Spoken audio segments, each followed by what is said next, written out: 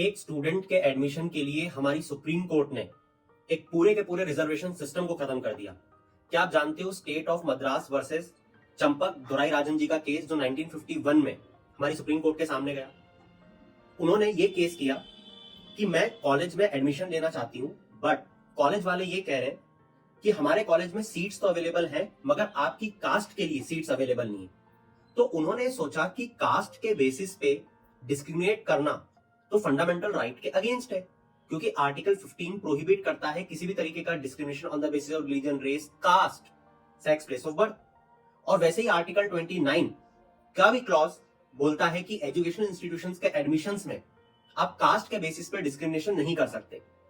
तो fundamental right का breach यहां पे होता हुआ देखा सुप्रीम कोर्ट ने, तो सरकार को बुलाया कि ये तुम कैसे कानून बनाते हो और कैसे एडमिशंस दे रहे हो कास्ट के बेसिस पे। तब सरकार ने बताया कि ये बहुत पुराना ऑर्डर है इंडिपेंडेंस के भी पहले का, समवेयर अराउंड 1927, जो अभी तक चला आ रहा है, जिसके बिहाफ पे कास्ट के बेसिस पे एजुकेशन इंस्टीट्यूशन से मद्रास में एडमिशंस दिए जा रहे हैं। और उन्होंने ये भी बताया कि आर्टिकल 46 के अंतर्गत एज अ स्टेट हमें ये दायित्व दिया गया है कि हम इंटरेस्ट को बचाएं, स्केड्यूल कास्ट, स्केड्यूल ट्राइब, जो मार्जिनलाइज सेक्शन है, वल्नरेबल सेक्शन है हमारी सोसाइटी का। बट सुप्रीम कोर्ट ने इस पर यह कहा कि आप ऐसा नहीं कर सकते, रिजर्वेशन आप जिस तरीके से दे रहे हो कास्ट के बेसिस पे ये डिस्क्रिमिनेट कर रहा है, क्योंकि फंडामेंटल राइट हमेशा ऊपर रखा जाएगा।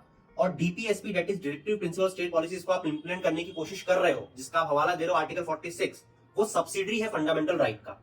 तो फंडामेंटल राइट को अगर ऊपर रखें तो आपके इस कास्ट डिस्क्रिमिनेशन से, रिजर्वेशन पॉलिसी से फंडामेंटल राइट्स ब्रीच हो रहे हैं। और आर्टिकल 13 हमें ताकत देता है कि अगर फंडामेंटल राइट्स को कोई भी कानून ब्रीच कर रहा है तो उसे नल एंड वॉइड हम बता दें, इसीलिए हम इसे पूरी तरीके से खारिज करते हैं। और इसी के बाद 1st, 4th और 17th कॉन्स्टिट्यूशनल अमेंडमेंट एक्ट लाने की जरूरत पड़ी।